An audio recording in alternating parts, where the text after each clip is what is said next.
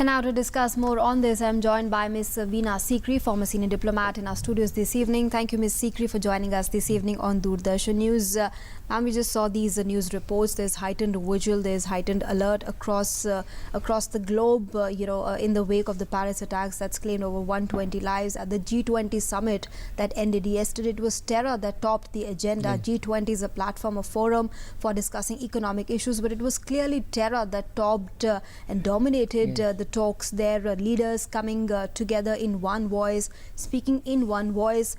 Prime Minister there proposing a 10-point proposal. How are you looking at the entire global scenario at the moment? I think it's a very serious and very dangerous scenario. I think the attack in Paris, completely inhuman, completely an attack against humanity, has shaken certainly the Western world, and that's why the G20 has taken this focus. There are many who are saying, look, there were similar attacks in Beirut just a day or two before. There were other attacks last week in Afghanistan. Some civilians were beheaded. So this series of attacks by the IS, by the Islamic State, has been building up in ferocity, in brutality, and in sheer capacity that they're trying to shock the world into submission to their will.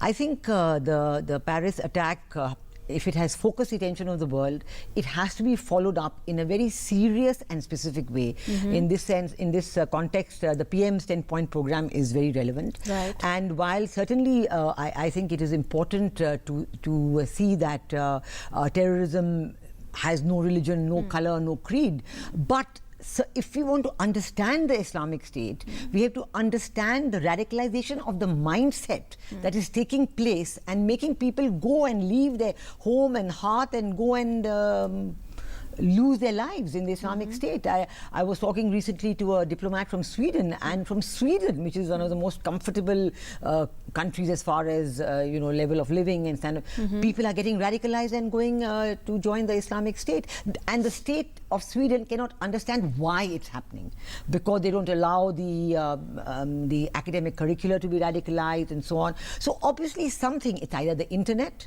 or it is maybe certain communities and preachings, So I think a very deep introspection is called for. I think it is correct not to link this with any religion, but to lay down definitive steps that we want to take. Both President Obama and President Francois Hollande have spoken about the need for all communities to introspect and to come out and to condemn the incidents and to say that we have to understand why it's happening. Because I think even in India this debate is there. Why are people getting radicalized? I think this has to be understood. And we have to also appreciate that what has the IS been able to achieve, and it's not insignificant. They have the land, it's Iraq based. Large swaths. Yes, whole large swaths of land. Now if you look at it, it's a conundrum because it's so many contradictions altogether.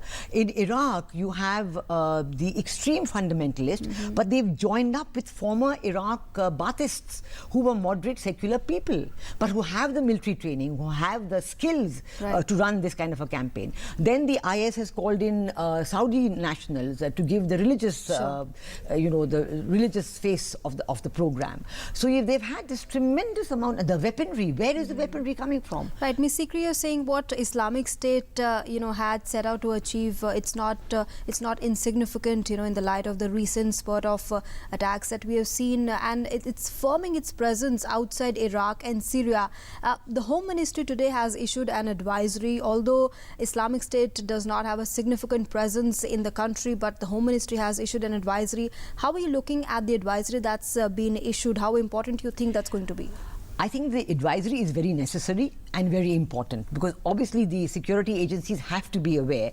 The Islamic State itself has declared South Asia as a prime target. And we can see in our own neighborhood, for example, right now in Bangladesh, there's a huge debate going on there because they've had many attacks. I mean, foreigners have been killed, bloggers, secular bloggers have been killed. Those who publish the writings of secular bloggers are being attacked. But the debate in Bangladesh is, what is this? Is this the Islamic State? Are these foreign terrorists here? Or is this some kind of political opposition trying to raise the political temperatures? Now, in India, it can be a similar debate because it doesn't mean that somebody will come physically from outside to do attacks in India. you can have radicalized youth within the country who will do the attack. So the security advisory to the security agencies is very important. But combined with this, I think it's very important to focus on why is this mindset change happening. And I think it's important to look at what is being preached. What are these internet radicalized sites? Are there any kind of institutions which are preaching radicalization and hate amongst communities? And if there are, how can they be stopped? And in any case, to counter this kind of radicalization of the mindset that's taking place, what should society and government as a whole do?